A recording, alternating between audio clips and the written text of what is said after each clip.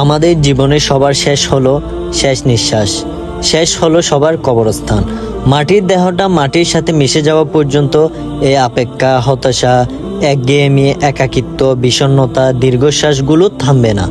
সব থেকে বাজে অনুভূতি হচ্ছে চারপাশে সবাই আছে অথচ কেউ নেই এই অনুভূতিটা অনুভব হওয়া। মানুষের জীবনে মন খারাপ আসে, তবে তার সমাধান হিসেবে পাশে কেউ থাকে না। কারণ এক এমন পরিস্থিতি যে এই সময় ষষ্ঠটা কাউকে বিটতেই দেয় না আপনার কাছে। সমস্ত লড়াই একাই লড়তে হয়। কত আশা নিয়ে আমরা জীবন সাজাই, সজ্জিত জীবনে সবাই থাকতে চায় না। সবাই আসে, আসতেও চায়, ফেরানোরও কারণ থাকে না। কিন্তু এলোমেলো জীবনে কেউ থাকে না, কেউ একটু পাশে বসে দুদণ্ড হিসেবে কথা বলে না। আমরাও তবুও মানুষ ভালোবাসি, মানুষের সঙ্গ ভালোবাসি, কারণ আমরা অসামাজিক ভাবে বাঁচতে পারি না। রঙিন সজ্জিত জীবনে তাদের উপস্থিতি দেখে মনে হবে যেন তাদের অনুপস্থিতিতেই আমাদের জীবন, অথচ বিষয়টা তা নয়। এলোমেলো জীবন গুছাতে জীবনের মহামূল্যবান সময়টা আমরা একা একাই পার করি। এরপর মানুষ আমাদের সাজানো গোছানো জীবন আসে সুখের সঙ্গী হতে। হয়তো পরিবার আমাদের পাশে থাকে, তবে কোনো এক অদৃশ্য ফাঁকা অনুভূতি আমাদের একা একা জীবন যুদ্ধ করতে শেখায়। ওই যে সবাই আছে অথচ কেউ নাই। এই মানেটা আপনি তখনই বুঝতে পারবেন যখন আপনার সাথে